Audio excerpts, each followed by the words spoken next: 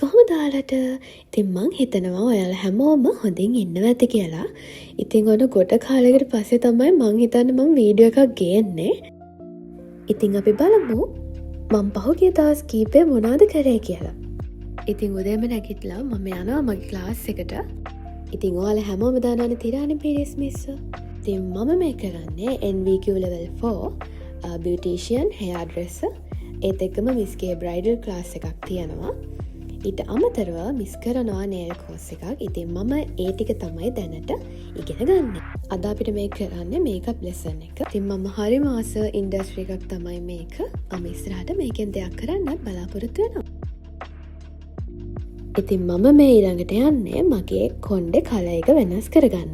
ඉතින් කලින් වීඩියෝස් වලින් මට ගේන්න බැරි වුණානේ මම දැනට කලර්ස් 3ක් කරලා තියෙනවා. මේ යන්නේ මගේ 3 වෙනි කලර් එක කරගන්න.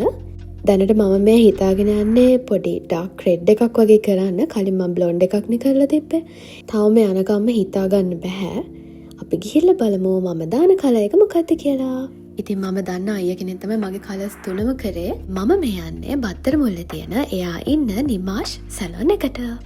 මම කලින් කරපු බ්ලොන්ඩ් එක ගොඩ කාලයක් තිබුණා. ඉතින් මට හිතුණා 2026ට වෙනසක් කරන්න ඕනි කියලා. ඉතින් මගේ කොණ්ඩේ කලින් බ්ලීච් කරන්න තිබ්බේ.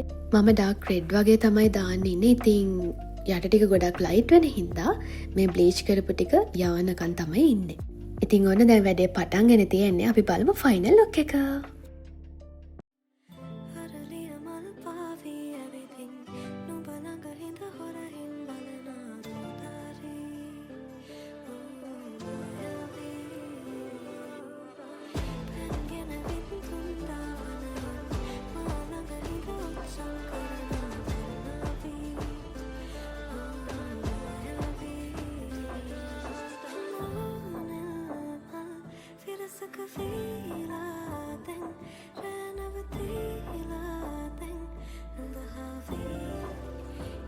ඉතින් කලර් කරාට පස්සේ දවසේ අද හරියටම 16 වෙනිදා මම අද යනවා කැම්පස් එකට.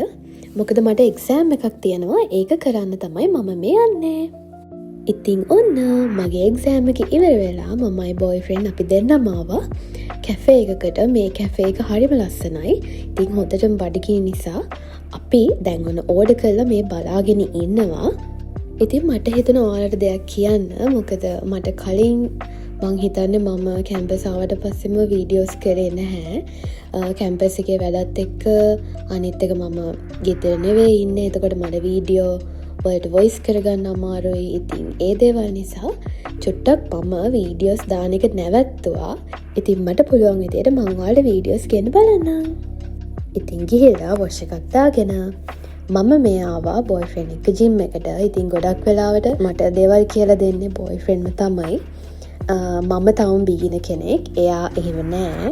එයා දැන් ගොඩක් කල් වර්කවුට්ස් කරනවා. ඉතින් පුළුවන් විදිහට හැමීට පටන් ගන්නවා. මං හරි ආසයි මේ ඉන්ඩස්ට්‍රි එකටත්. මම ගොඩක් මේවට කම්මැලි ඒ වුණාට දැන් හරි ආසාවෙන් කරනවා. මට හිතනවා වර්කවුට්ස් කරාම අපේ අර තියෙන කම්මැලි ගතිය නැති වෙලා යනවා. ඉතින් අපි දෙන්නම එකම කැම්පස් එකේ දැන් අවුට් වෙලා ඉන්නේ. මම තව මට අවුරුද්දක් මාස 9ක් විතර තියෙනවා. ඉතින් අපි හිතුවා හවසට වැඩක් නැති නිසා ජිම් එකට එන්න ඕනි කියලා.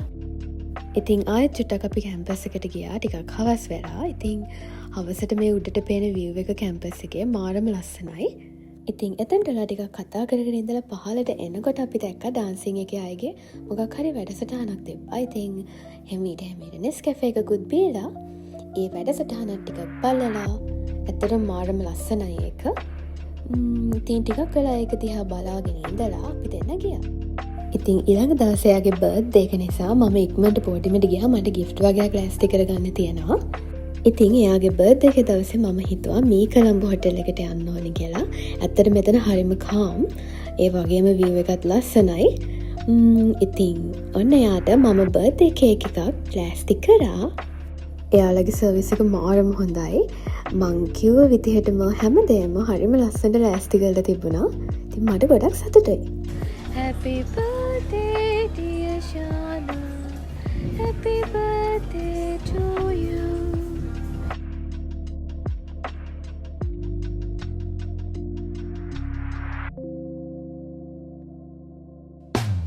손으로 මුණ ගැසී හිනෙහි හිතගෙන ගියා දුටුවා පාත් නිම්නයේ පැතුවා අහසේ තරු ලෙසේ සොඳුරු දවසක මුණ ගැසී හිනෙහි හිතගෙන ගියා.